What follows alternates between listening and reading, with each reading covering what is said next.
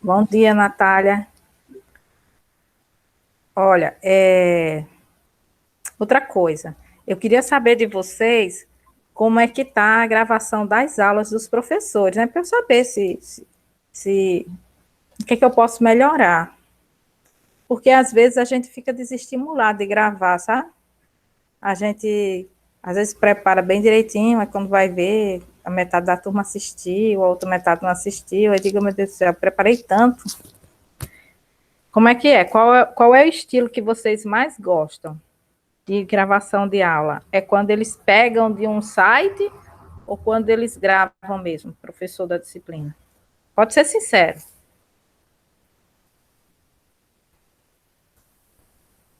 André, pode falar. Natália também. Professor, repete a pergunta. Olha só, qual o estilo de gravação de vídeo que vocês mais gostam? É quando o professor pega um vídeo do YouTube que já existe ou quando ele grava a sua própria aula? Professora, tipo, para mim depende muito, sabe, do conteúdo. Sim, ok. Depende do Às conteúdo. vezes, às vezes eu prefiro a videoaula, porque não é um conteúdo tão assim, sabe? Aí às vezes a videoaula pode até ficar mais fácil, assim, até para o professor, É, mas tem hora que a gente prefere a do professor mesmo. porque eu fico pensando assim, às vezes o cara faz uma apresentação de 10 minutos que eu não seria capaz de fazer em 10 minutos, que eu iria me estender muito. Aí, eu às vezes prefiro colocar o vídeo dos outros caras para não alugar vocês do que botar o meu, que iria ficar imenso. A outra questão é, eu também. Ó, a Gabriela chegou. A outra questão é: vocês usam algum artifício para assistir vídeos do YouTube? Eu uso. Por exemplo, eu mudo a velocidade do vídeo. Quando a pessoa está falando muito devagar, aí eu vou lá naquela ferramenta dali e mudo a velocidade. Eu boto mais rápido, boto 1,25, 1,5, tal. Eu já estou me habituando as pessoas falarem rápido, e aí eu tô, como é que se diz? Aproveitando mais o conteúdo. Quando é alguma coisa que não Eu entendeu, faço isso também às vezes porque dá faz, né? sono. Eu Ok. falo muito rápido, dá sono. Ou muito devagar. Também acho. Então, assim, eu vou apresentar agora, certo? Esse assunto é relacionado com impactos ambientais, mudanças climáticas e o ciclo do carbono. Era para eu ter apresentado, eu coloquei os slides no módulo passado, no último módulo que a gente viu, mas eu não fiz a apresentação porque aconteceu vários problemas em casa. Vocês podem ver, talvez hoje apareça de novo que o cara vem montar o móvel, mas eu vou lá para o quarto e tento coisar lá. Então, vou fazer a apresentação aqui para vocês e essa questão das mudanças climáticas. Então, vocês estão vendo? Eu não tô vendo, não. Ah, Agora deu pra ver. deu para ver? Pronto. Então, aí a gente vai falar sobre as mudanças climáticas e a interferência do ciclo de carbono nas mudanças climáticas. Então, aqui, a estufa, o que é uma estufa? A estufa é uma casa de vegetação que ela é fechada por vidros ou plásticos. Então, quando você relembra o IF, né, já faz muito tempo que a gente foi no IF, relembra o IF, tem várias estufas lá, elas usam plástico.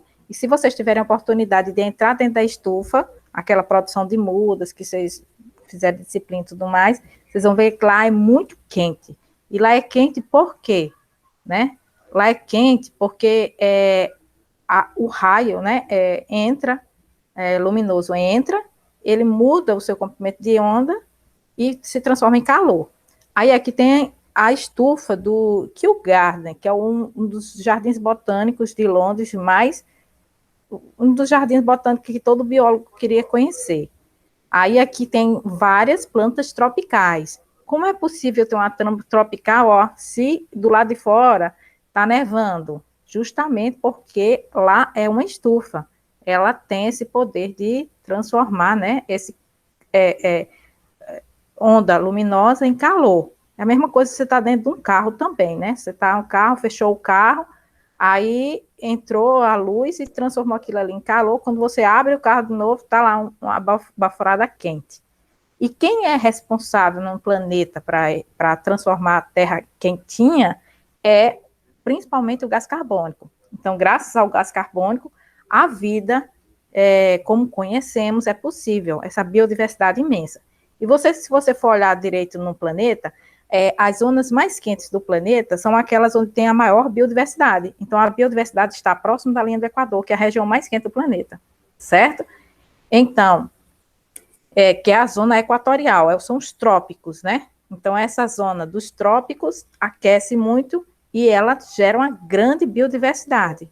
Então, isso é ótimo, tá? O problema é porque ele está aumentando a quantidade desse CO2 e outros gases, e com isso está aquecendo. Como é que se descobriu a composição da atmosfera nos séculos passados? Através de amostras de gelo. Então, eles tiram esses tubos de gelo lá da Antártica, ou Antártida, né? Tanto faz o nome.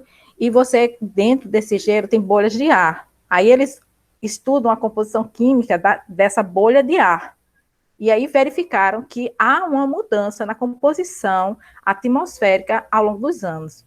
Então, aqui tem os registros de 1750, 1800, 1850, 1900, 1950, e aqui 2016. E aí vê que está havendo uma mudança na composição atmosférica, tá? E quem é o país que mais acumulou gases de efeito estufa são os Estados Unidos, né? Depois a União Europeia. E a China veio com essa abertura econômica da China, ela vem crescendo vertiginosamente. Tem um Brasil aqui, ó. O Brasil está aqui, ó. Agora, as emissões anuais, a China, ela já superou os Estados Unidos, a União Europeia e tal, e ela já anualmente, a que mais emite CO2. E aí os países criaram um plano de, como é que se chama? É um plano de emissão, não é emissão, Emissão de gás carbônico. Não, mas não é só isso, não. É um plano para zerar, equilibrar a emissão de CO2. Mas não é zerar do zero, não. É zerar de compensar o que ela coloca de CO2 com o que ela absorve de CO2. E a China fez um acordo unilateral. O que é um acordo unilateral? É um acordo em que mais alguém quer entrar, pode permitir, é a Carita. A China fez um acordo. Espera aí, viu, gente? A China fez um acordo unilateral, ou seja, eu vou cumprir a minha obrigação, independente se os outros países vão cumprir ou não. Então, ele estabeleceu que iria zerar as emissões de CO2 até o ano de 2060. 2060, vocês vão estar com quantos anos, gente? Deixa eu pensar. Eu acho que é 2060, não tenho certeza não, gente. Mas diga aí. Vou estar com 56. Olha, tu vai estar novinho ainda. Do jeito que as pessoas estão envelhecendo cada vez mais devagar, né? Eu vou ver aqui. Graças a Deus. China. Deixa eu ver aqui, gente.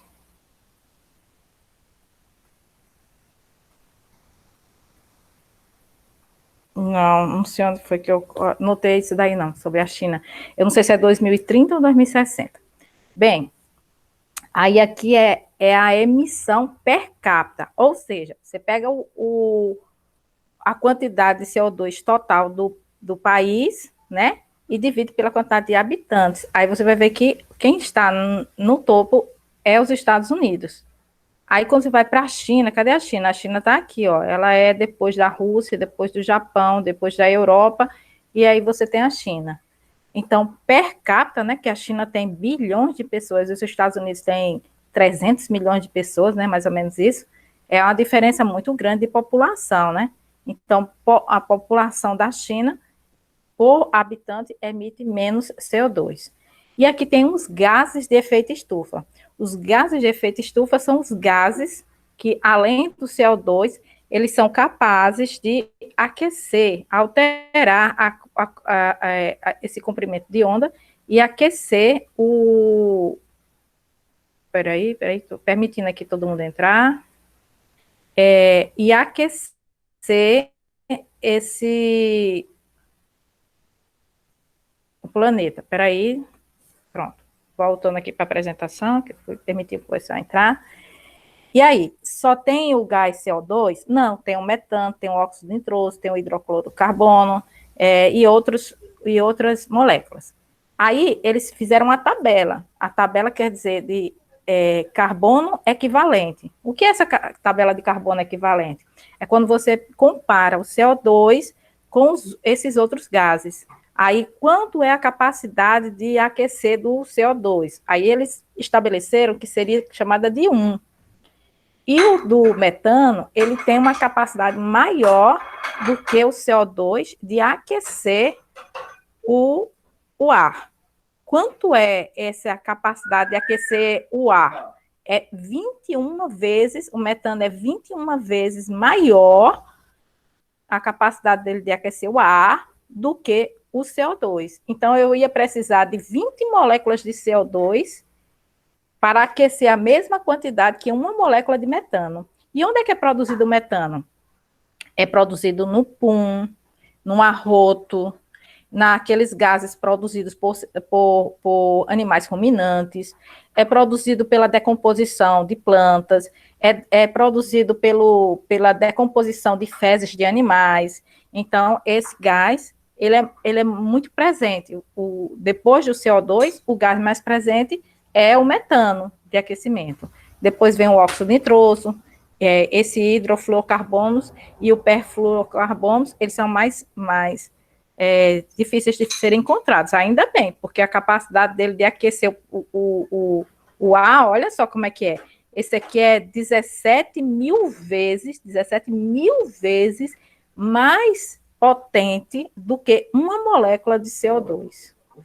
Bem, e a situação no país? Aí, eu tinha até explicado isso numa aula que eu coloquei lá, né? Que aqui são as... Espera aí, que tem gente que não... Posso? Vamos tirar a aula? Então, pronto. Aqui está as emissões em vermelho sobre a taxa de desmatamento da Amazônia. Isso é a taxa real. Então, essa projeção aqui, criada aqui nesse gráfico, ela foi criada no ano de 2008, certo? Então, essa era a taxa de desmatamento da Amazônia no ano de 2008.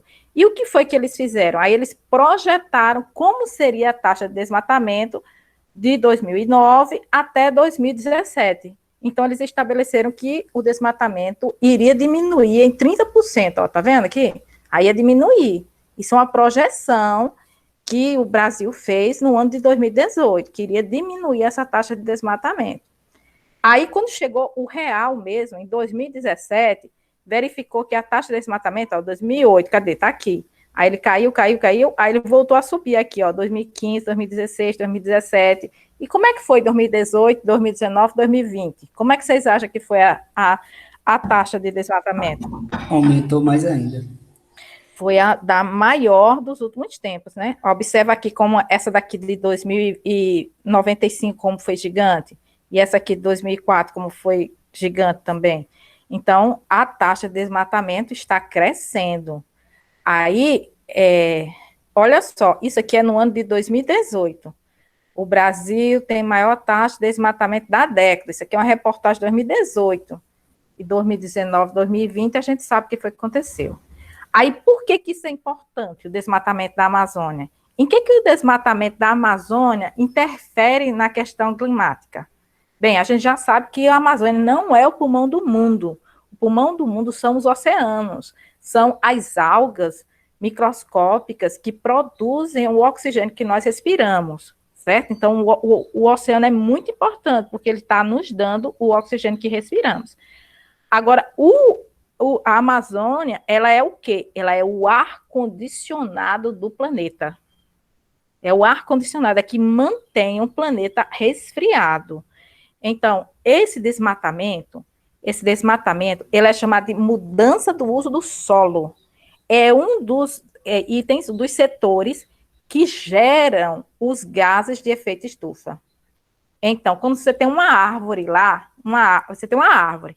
Aí, para uma árvore crescer, eu preciso de. Aí a árvore, para crescer, ela faz o quê? Ela faz a fotossíntese. Então, ela pega o CO2 da atmosfera,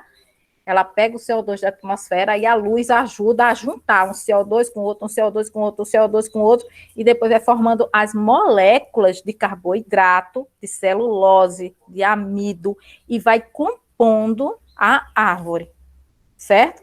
Então, ela é um dos únicos seres, né, as plantas, os seres fotossintetizantes que conseguem pegar esse CO2, nenhuma máquina é capaz de fazer isso. O homem não conseguiu inventar ninguém que fizesse isso. Ele consegue pegar o CO2, juntar uma molécula com a outra e formar uma molécula que vai compor uma árvore. Aí, o que essa árvore está? Ela está com esse CO2 que era de lá da atmosfera preso no seu corpo, na forma de um tronco. Aí a pessoa vai lá, pega esse tronco, corta e transforma em móveis.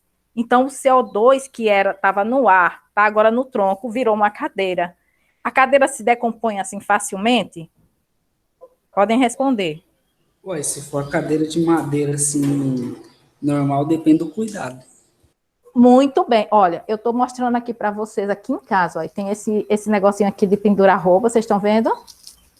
É de madeira. E essa mesa também é de madeira. Ela vai durar, sei lá, uns 30, 100 anos, a não ser que alguém diga o quê? Ah, isso é cafona, isso é fora de moda, joga fora, não é? Então, eu estou guardando o CO2 que era da atmosfera que uma vez estava presente no ar, através de um cabideiro, através de uma cadeira, através de uma mesa, está guardado esse carbono. Mas quando eu destruo a floresta, eu queimo a floresta, certo? Eu transformo em móveis de péssima qualidade, que vai ter uma rotatividade, vai ter um tempo de decomposição muito mais rápido, que facilmente, 2 mudanças, ele se destrambelha todinho e vai para o lixo. Então, esse estilo de consumo rápido também faz com que a gente aumente esses gases de efeito estufa. Então, quando você também destrói a madeira, essa madeira entra em decomposição. Ao destruir, entrar em decomposição, então, aquelas moléculas que eram todas grudadas umas nas outras, agora elas vão ser decompostas e elas vão voltar a virar CO2. Além disso, sem a floresta, o solo também libera mais CO2 se ele não tiver proteção. Então, enquanto a floresta está em pé, ela está protegendo o solo, que tem uma grande quantidade de carbono, ele vai estar protegendo para esse carbono ficar no solo. É um solo orgânico, um solo nutritivo, certo? Quando você destrói a floresta, as bactérias decompositoras têm uma ação muito maior dentro do solo, vai decompor essa matéria orgânica e transformar ela em CO2 e volta para o planeta. Então, o desmatamento, ou seja, a mudança do uso do solo, é um fator impactante para a geração de gases de efeito estufa. Aí, aqui nós temos aqui por setor como é as emissões de gases de efeito estufa no Brasil. Aí aqui, ó, em verde, você pode ver, em verde é mudança de uso da terra. Então, mudança de uso da terra quer dizer o quê? Desmatamento. E você pode ver que esse verde aqui, ó, está acompanhando o desmatamento da Amazônia. Então, essa estimativa daqui do verde, ó, 2004, o desmatamento da Amazônia era grande. Então, ó, 2004, ó, tá vendo como o desmatamento da Amazônia foi grande? Aí ele se reverte nesse esse índice aqui, ó, desmatamento. Aí houve aqui uma mudança em relação a isso. Alguém tá chamando lá, mas eu acho que é o WhatsApp. Deixa eu desligar o WhatsApp. Pronto. Aí, então, voltando aqui, nós temos aqui, então, essa mudança de uso da terra. Aí nós temos aqui, em amarelo, é a questão da agropecuária, em vermelho, a energia. A energia, olha, ela aumentou um pouquinho aqui, ó, 2013, 2014, ó, ela era bem pequenininha aqui em 2012, tá vendo, ó? Ela era bem pequenininha, ela aumentou mais aqui em 2013, 2014. O que é que foi que aconteceu em 2013, 2014? Teve aquele impacto com a diminuição das reservas hídricas, né? São Paulo perdeu água, não sei o quê, teve aquele negócio, e as termoelétricas tiveram que ser acionadas. Termoelétricas é o quê? É você queimar. Aí, quando você queima, você destrói aquelas moléculas orgânicas e transforma ela em CO2. Então, quando você aumentou aqui a emissão de gases de efeito estufa da energia, vieram por quê? Por causa da questão das termoelétricas que foram acionadas. A agropecuária no Brasil também, olha, cresceu, então ela aumentou mais. Aqui é resíduos. Como é que um resíduo pode liberar o CO2? Ele pode liberar o CO2. Desculpa aí. Ele pode liberar o CO2 através, são os lixões, são os resíduos de tratamento de água, de estação de tratamento de esgoto, certo? E aqui é os processos industriais, que no Brasil é bem pouquinho, tá? Então, quem são os grandes responsáveis pela emissão de CO2 no Brasil? São mudança de uso da terra. No ano passado, no ano retrasado, todos foram mudança de uso da terra. E quando tiver uma crise hídrica, aí você vai ver que a questão da energia também vai aumentar, vai contribuir mais para a emissão de gases de efeito estufa. Agora, isso é no Brasil, né, que mudança de uso da terra é o principal fator de liberação de gases de efeito estufa. Quando você vai para o resto do mundo, quem é o principal setor de liberação de gases de efeito estufa é a energia, porque eles usam muito a energia térmica, né, a questão das termoelétricas. Porque eles não têm água. Exatamente, ele não tem a riqueza de hidrelétricas como nós temos. Então, para o resto do mundo, a energia é um grande fator de emissão de gases de efeito estufa. Petróleo, né? Essa questão. Petróleo, gases, termoelétricas, carvão. E por isso, todos os países do mundo estão investindo maciçamente em energias renováveis. Muito mesmo. Por quê? Porque eles sabem que são os grandes responsáveis pelos gases de efeito, essas questões de liberação do gás de efeito estufa. Bem, aí eu vou pular isso aqui. Esse aqui é os vídeos que a gente já assistiu. Aí esse aqui é um mapinha, né, do mapa biomas. Esse aqui é do ano de que ano, gente? 85, no ano de 85. Observe bem aqui a Amazônia, tá vendo? Tá bem verdinha. Aí você vê aqui a cidade, Roraima, esse aqui é o estado de Roraima, e você vê aqui que é cinza aqui, ó, tá vendo? Marronzinho. Aí você vê aqui o Cerrado, com esse verde claro, tá bom? Presta atenção nisso aí. Isso aqui foi 85. Agora, mais alguém tá entrando, peraí, deixa eu liberar. Liberando. Aí aqui é 85, 1985, e Cerrado, Amazônia, prestou atenção, né? Agora é 2017. Você vê que a Amazônia aqui, ó, já está sendo comida pelas bordas.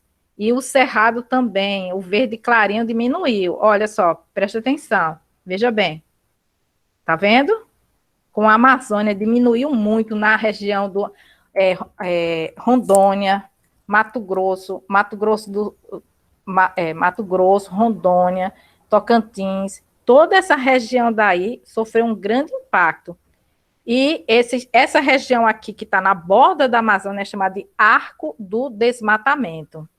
É essa parte que o desmatamento é pelas bordas que a Amazônia está sendo comida.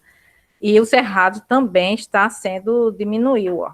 Você vê aqui, ó, tem mais verdinho claro e aqui diminuiu bastante. Aí aqui, ó, eu queria só chamar a atenção, essa é aqui, ó, em Roraima.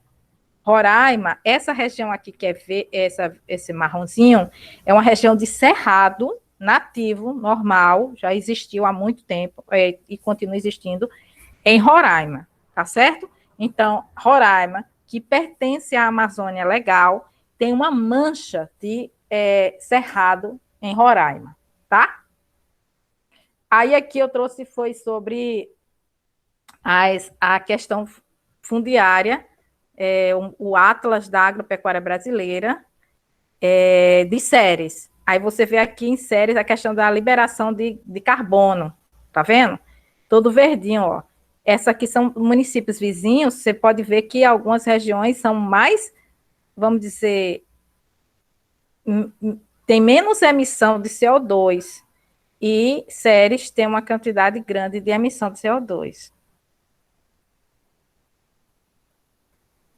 Aqui é a questão a malha fundiária da cidade, certo? Então, ela não tem grandes fazendas. Ó, quando tem grandes fazendas, veja aqui os municípios vizinhos, ó, grandes fazendas, aí eu tenho mais áreas verdes, tá vendo? Então, as grandes fazendas têm mais áreas verdes. Quanto mais pequenininho for, menos áreas verdes eu vou ter. E aqui é a cidade em si, ó. Aqui é a cidade em si. Ah, então, esse amarelo aqui, ele quer dizer o quê? Esse amarelo é de agricultura, né?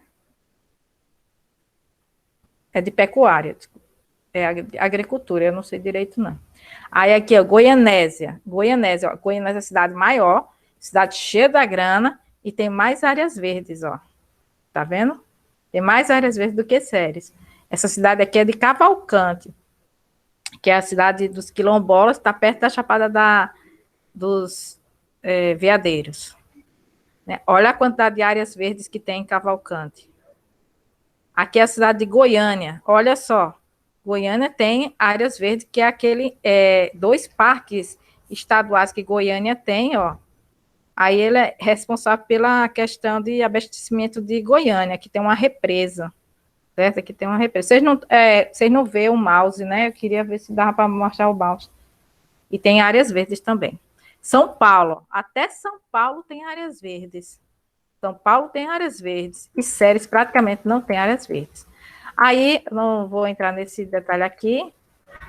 Ok? A gente já viu aqui a questão do Ministério, o Protocolo de Kyoto.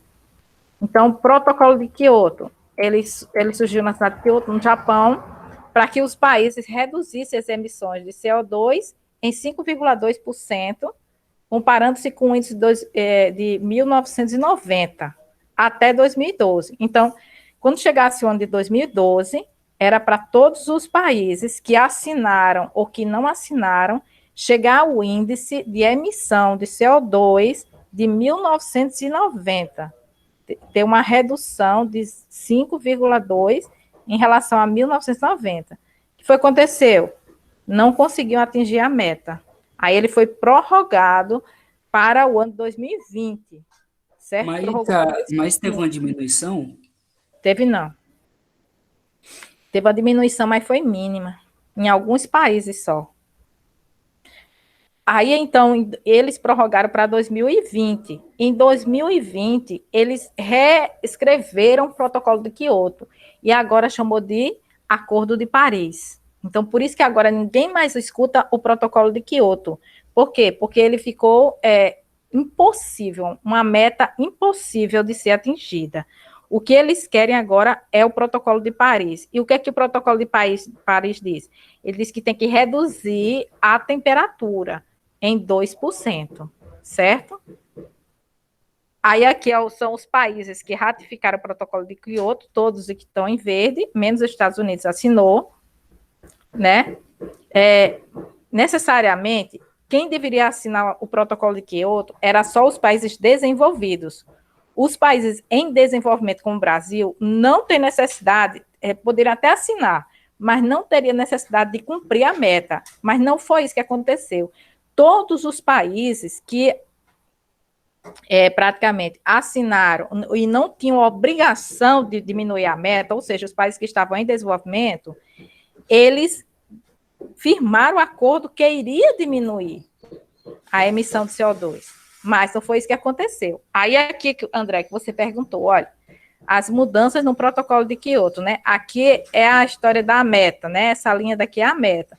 Então, ele diminuiu aqui, ó, economias em transição, diminuíram a emissão, a Rússia diminuiu, a União Europeia de 15 países diminuiu, os novos membros da União Europeia diminuíram, o Japão praticamente zerou, então chegou no nível de 2090, aí outros países da OCDE não atingiram a meta, os Estados Unidos extrapolou a meta, outros países em desenvolvimento também, a China super extrapolou a meta, então, muitos países não conseguiram atingir a meta estabelecida pelo protocolo de Quioto. Então, praticamente, hoje a gente não fala mais de protocolo de Quioto, porque ele se tornou um objetivo impossível de ser alcançado.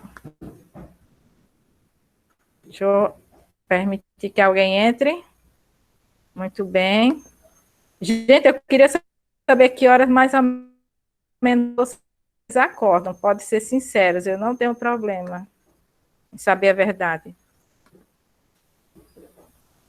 Viu? Nenhum problema em saber a verdade. Não, né? Não quero falar, não. Tudo bem. Aí o Acordo de Paris, ele foi estabelecido em 2015. É um compromisso no qual 195 países, que é praticamente todos os países do planeta, de baixar, manter a temperatura média da Terra abaixo de 2 graus acima do nível pré-industrial. Certo? Então, eles têm que baixar esses 2 graus. Mas está difícil, viu? Pera, como difícil. É que eles têm que abaixar 2 graus acima eles têm que baixar, manter a temperatura abaixo de 2 graus, né? Nos níveis da era pré-industrial. Tá, mas aí no caso é quantos então, graus? Não aumentar acima de 1,5. Não aumentar acima de 1,5. Entendeu? É manter baixo. Eu vou depois eu explico melhor. Aí aqui veio aquela... Só tô querendo saber qual que é a temperatura da época pré-industrial. Tá, vai ter mapas na frente. Aí aqui foi aquela confusão toda, eu não atualizei esses slides, certo? Aquela confusão toda que não vai participar do Acordo de Paris, aí o outro também disse que não ia participar, e disse que ia deixar, e depois voltou atrás, aí teve uma reunião esse ano, não foi convidado, né? Aí aqui está mais ou menos como é que é o Acordo de Paris, e se a gente... o planeta aquecer em 1 grau, uma variação de só de 1 grau, o que é que vai acontecer se a gente aumentar só em 1 grau a temperatura do planeta?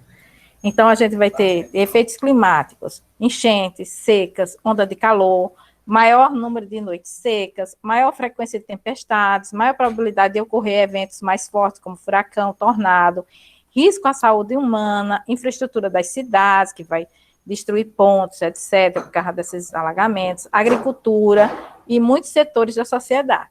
Isso a gente já está vendo, não é verdade, gente? Isso aí já está acontecendo. Então, aumentando em 1 grau, a gente vai sofrer isso. Aí, teve um relatório, né, que foi gerado, vou detalhar isso aqui, que ele estabeleceu os cenários, né? O cenário 1 é o cenário melhor que tem, que todos os países iriam atingir as metas mais ambiciosas e iriam distribuir a tecnologia. Sabe aqueles filmes assim que tem invasão de naves espaciais? Aí quando um descobre como atingir a nave espacial, aí pega e fala para os outros países como destruir a nave espacial invasora. Lembra desses filmes? Pronto, é mais ou menos isso. E, quando você estabelece esses acordos internacionais, eles dizem o seguinte: se um país descobrir uma tecnologia que reverta a situação, ele tem a obrigação de passar para os outros países, tá certo? Para reverter também a situação. Então, no melhor cenário, quando se atingir essa meta de diminuição da temperatura em menos de 1 grau, menos de 1,5 graus, desculpa, aí o que vai acontecer? aí eu vou ter que fazer o quê? Eu vou ter que fazer agricultura ecológica, vou ter que usar bioenergia, vou ter que erradicar o desperdício de alimentos, vou ter que ter um remanejamento de espécies, ter que ter um forte sentido de conservação da biodiversidade, mas eu ainda iria ter efeitos que perdurariam por todo o século XXI. Num acordo, no cenário número 2, é que os países não atingiriam a meta mais ambiciosa, levaria o mundo em 2100 a baixar a temperatura média, mas ainda assim iríamos continuar com mais de 1,5 grau acima, com a temperatura acima do que é estabelecido. Aí o que é que nós iríamos sentir? A diminuição da produção de alimentos, a piora da qualidade, o aumento da pobreza, a migração de refugiados do clima, eliminação total dos recifes de corais, destruição da costa, perda da floresta. Se é no cenário 3, que é o pior cenário, é os países abandonarem o acordo. Então, salve-se quem puder. Eu não vou entrar nesse acordo, você faz a sua parte, eu faço, se eu quiser eu faço, se eu não quiser eu não faço. Então, a marca do aumento da temperatura de 1,5 grau seria atingida em 2030, daqui a 19 anos. Não, daqui a 9 anos, né? 9 anos. Aí a gente ia ter os ciclos maiores de El Niño e Laninha, anos catastróficos, ondas de calor, seca, alagamento, grande parte do bioma seria perdido, produção de alimentos cairia, e aí, para reverter isso aí, eu precisaria de geoengenharia, modificação da radiação solar, fertilização do mar com ferro, isso custaria uma fortuna. Bem, e o Brasil, ele fez um acordo para a questão do Acordo de Paris. Então, ele detalhou tudo que ele iria fazer, né? Então, em nível florestal, plano para conservação do desmatamento, controle do desmatamento da Amazônia, controle do desmatamento do Cerrado, recuperação de matas nativas, programas de formações florestais, cadastro de florestas públicas. Aí ele traçou vários planos que eles iriam fazer para que eles atingissem esse cenário, certo? Aí a gente está aí de acordo com o governo que toma conta, alguns conseguem atingir e outros não. Gente, eu vou aqui mudar para o outro, que eles ficaram grandes. Essa aqui.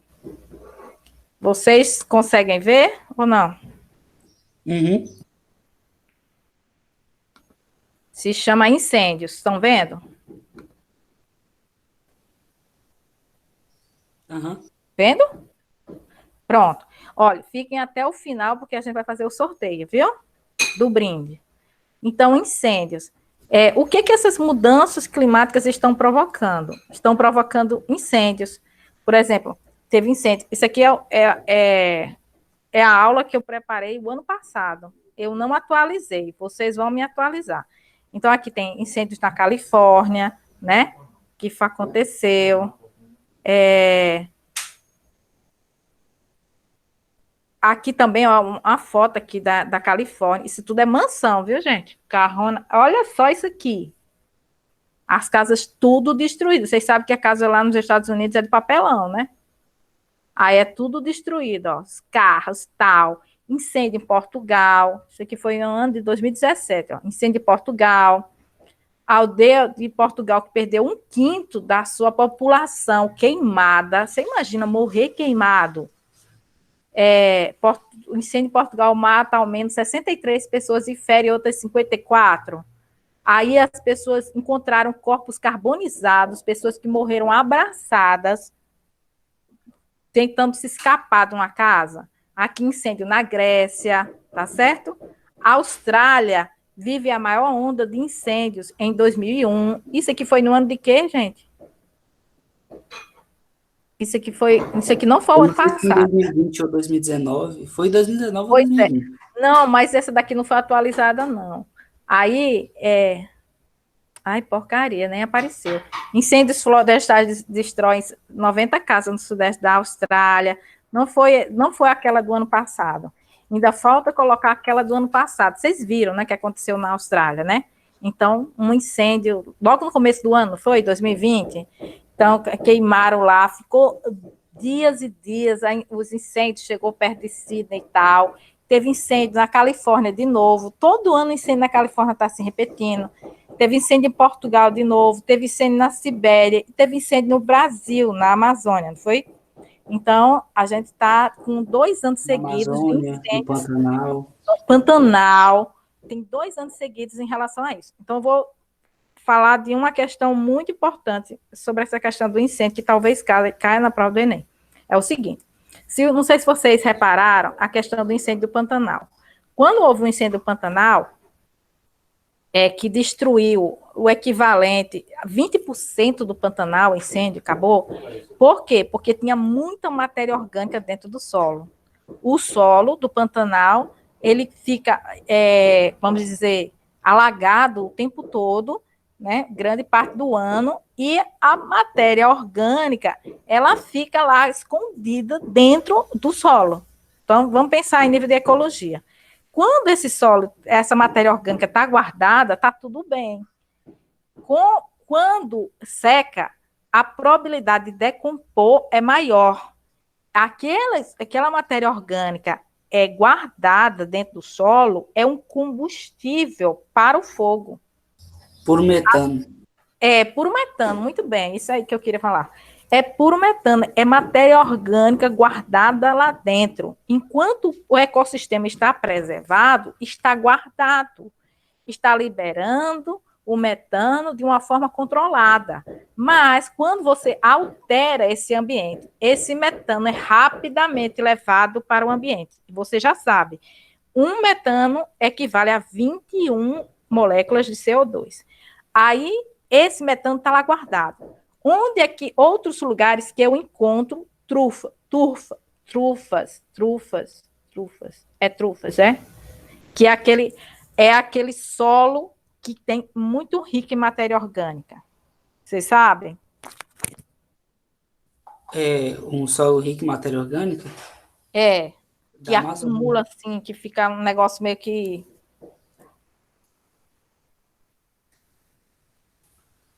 Que eu sei é o solo da Amazônia, né, não? Não.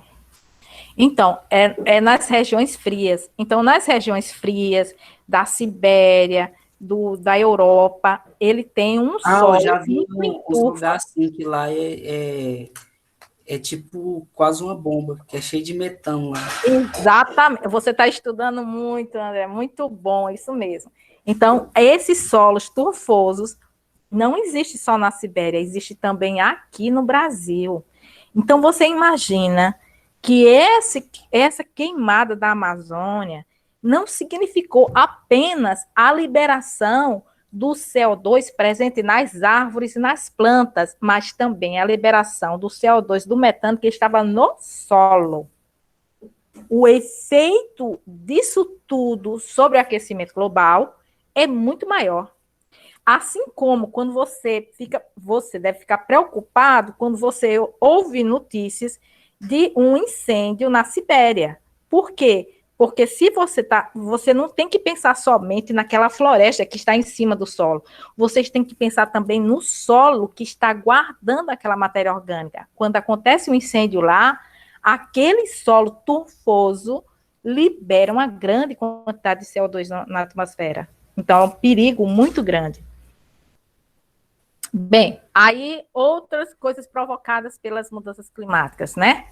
Os furacões, os ciclones. Aí a gente viu aqui a questão econômica, né? Nos Estados Unidos, o efeito das mudanças climáticas custariam 350 bilhões de dólares nos Estados Unidos na última década. Por causa de quê? Por causa das perdas que eles tiveram. E quanto mais pobre um país for, mais difícil ele é de se recuperar desses efeitos provocados pelas mudanças climáticas, como furacões, alagamentos, incêndios e etc. Não sei se vocês viram, por exemplo, eles fizeram uma reportagem recentemente, sobre aquele, acho que foi 10 anos, daquele deslizamento de terra que teve em Petrópolis, Teresópolis. Mais ou menos, não, ninguém assistiu, né? Pronto, faz 10 anos que aconteceu aquele desastre que morreu quase 1.000 pessoas. 1.000 pessoas morreram naquelas enxurradas que teve, deslizamento de terra, etc. e tal. O cara voltou lá, ainda tinha casas que estavam da mesma situação, toda esculhambada, toda quebrada, etc. e tal. Então, quanto mais pobre for um país, mais difícil se recuperar de tudo isso aí. Aí aqui, ó, os 3 furacões que foram vistos numa única foto de satélite, né? Kátia, Irma e José. Então, como é que eles...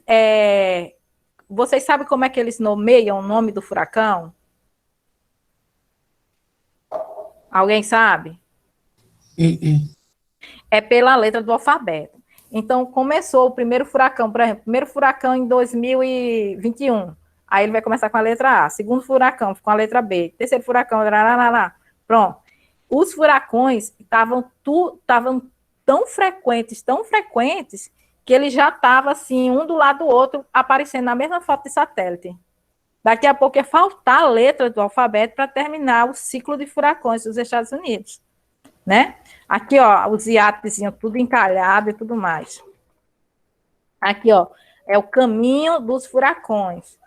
Aqui, olha, as casas, tupa é hiper, mega, plus, chique e vai ser tudo destruída. Aqui furacões também em lugares que era difícil de acontecer, como na África. Aí aconteceu vários furacões. Esse aqui foi em Moçambique, né? Na África. Aí, ciclone Idai e o ciclone Kennedy. Então, aconteceu um, logo em seguida, não sei quantos meses depois aconteceu o outro.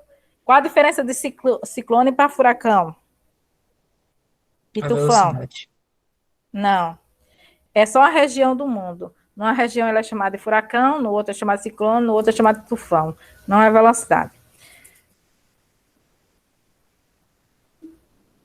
Aí ele diz, o Trump, doido de pedra. Apesar dos dados, Trump diz que as mudanças climáticas eram um fenômeno inventado pelos chineses.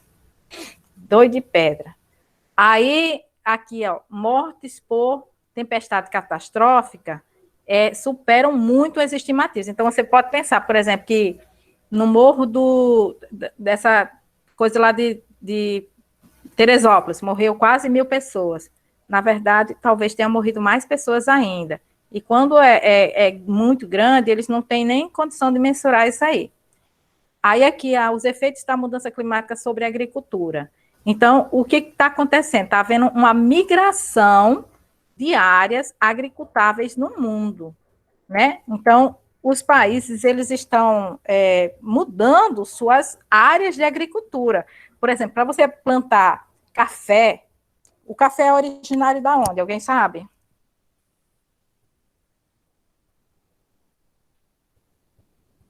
De onde vem o café? Qual o país de origem do café? É da Etiópia, numa região alta da Etiópia.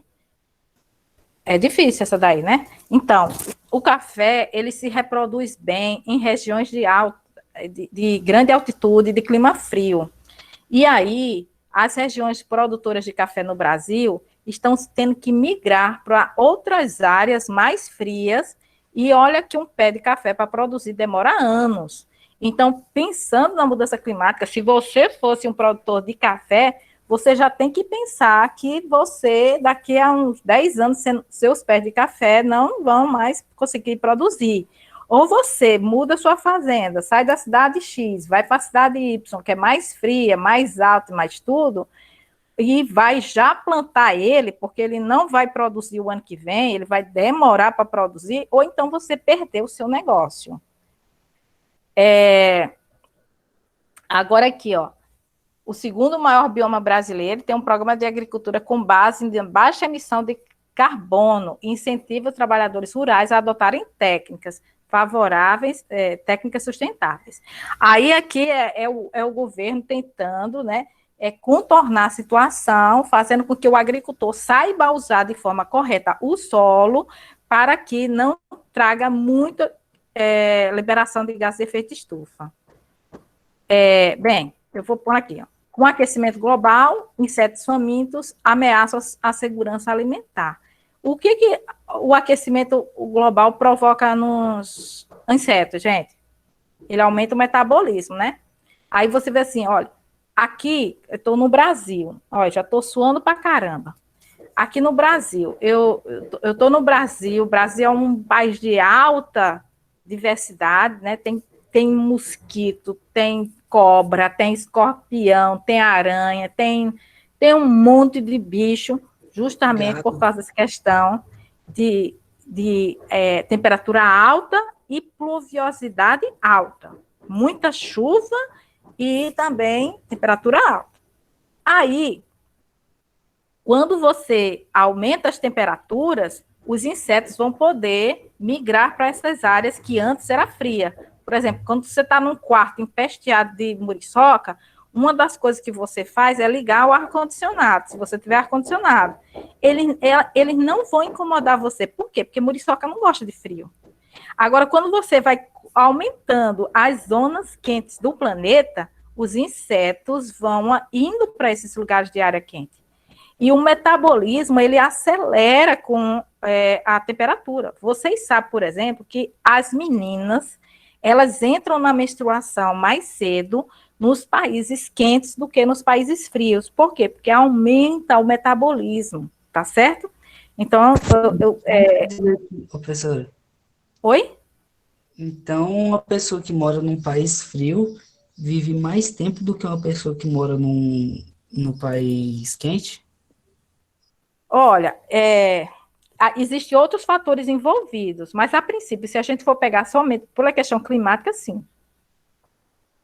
Por exemplo, se você pegar assim, um trabalhador rural, aí ele está lá no clima frio, trabalhador rural, ele está exposto aos raios solares o tempo todo, ele está exposto a um câncer de pele maior, um risco de câncer de pele maior, ele está mais sujeito a doenças tropicais, entendeu? Você pegar numa situação assim global, sim. Então, com isso vai ter essas alterações climáticas, né? E aí, calma. E depois você vê. Então, aqui tem a migração da agricultura. Então, a soja será a cultura mais afetada com a mudança do clima, com a diminuição de até 41% das áreas de baixo risco para o plantio na região. Então, a soja vai sofrer muito. E quem é que vai lucrar com isso? A cana-de-açúcar. A cana-de-açúcar, então, ela vai migrar para áreas onde era a soja, onde era outros lugares, tá certo? Café vai praticamente desaparecer, o trigo também, a cevada da cerveja também, né? E aqui tem outra questão que também pode cair no Enem, é essa região daqui, é Matopiba. O que é Matopiba?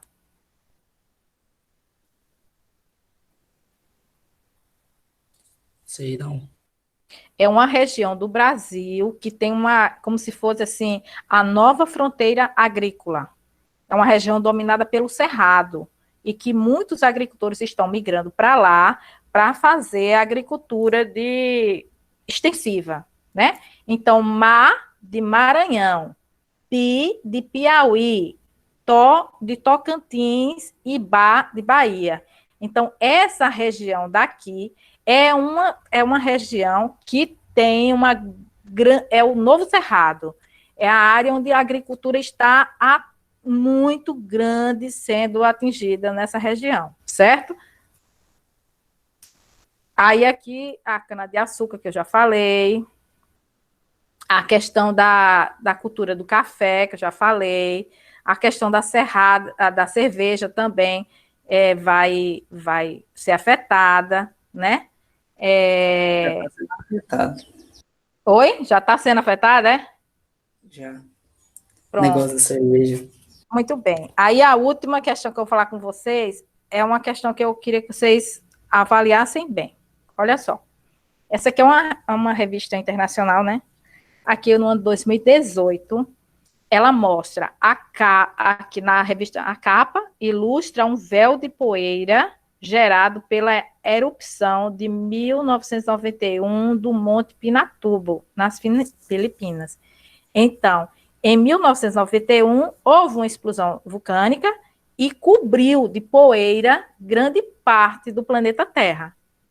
Então, com isso, essa capa de fumaça, fuligem, protegeu a Terra e resfriou a Terra.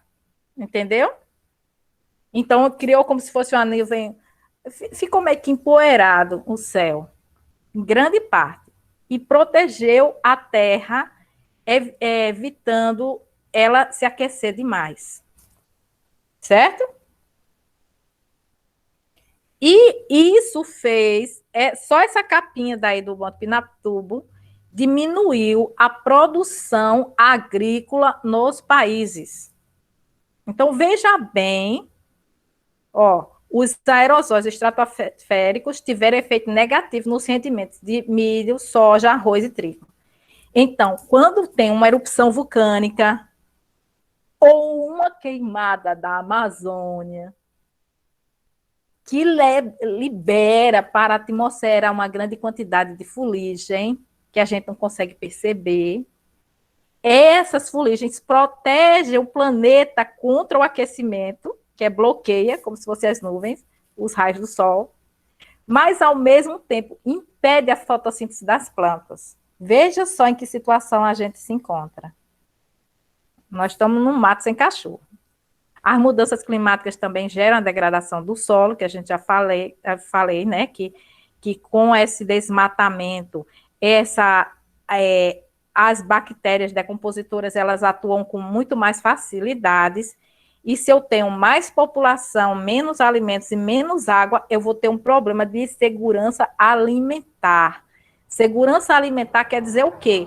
Quer dizer que se o problema de segurança alimentar se estabelecer em alguns países, vai haver migração de pessoas de uma região agrícola para as grandes cidades, êxodo rural. As pessoas vão ter impacto sobre os empregos daquela região, vai provocar tensões políticas, não é? Vai provocar revoluções. Então, pensa bem o que é que está acontecendo na Europa com a migração dos africanos, estão pegando aqueles navios de qualquer jeito, arriscando sua vida, saindo das guerras, da Síria, etc., e está indo para a Europa. Eles estão arriscando suas vidas porque ele está num ambiente que está com um conflito muito grande, saindo daquele ambiente, está indo para outro, causando também mudanças na economia dos outros países. Entendeu? Então, o problema é mundial.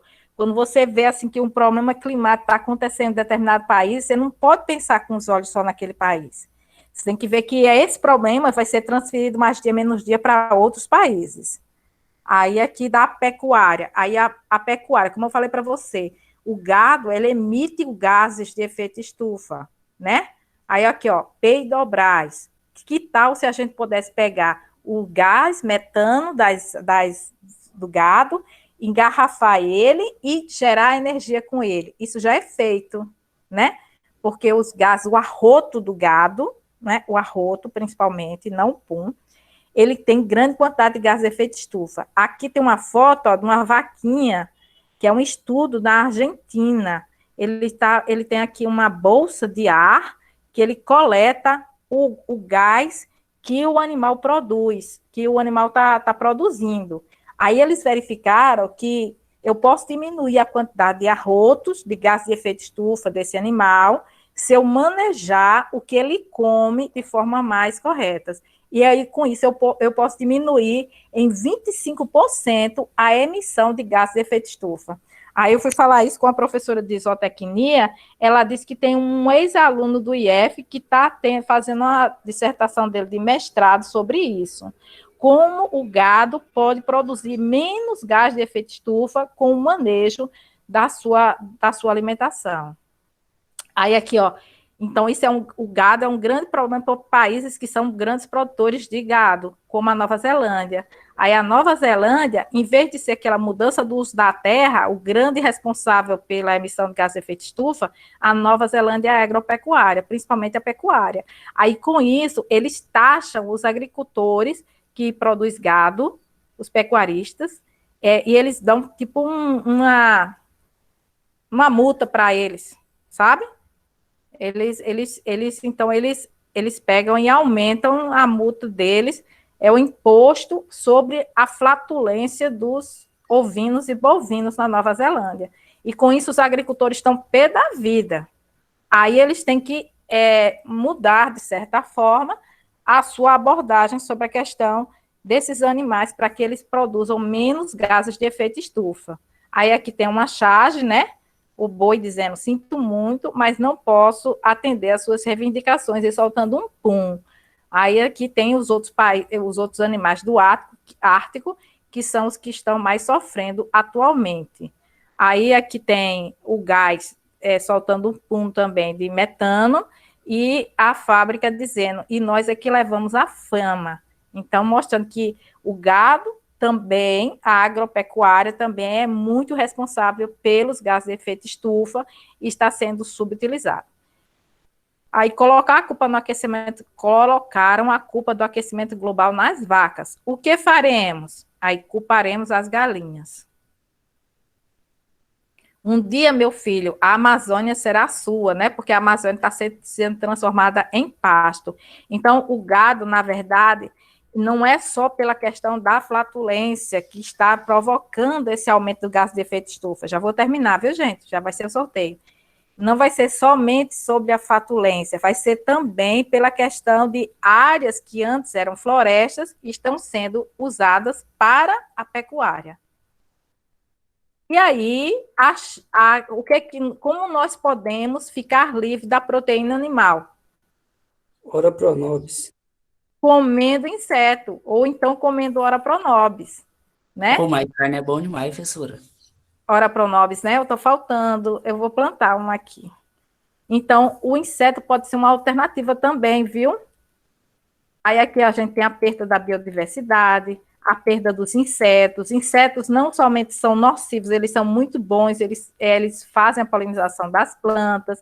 A gente está vendo uma mudança da migração dos animais. Eles estão, aqui os peixes estão migrando para o norte, fugindo das mudanças climáticas, né?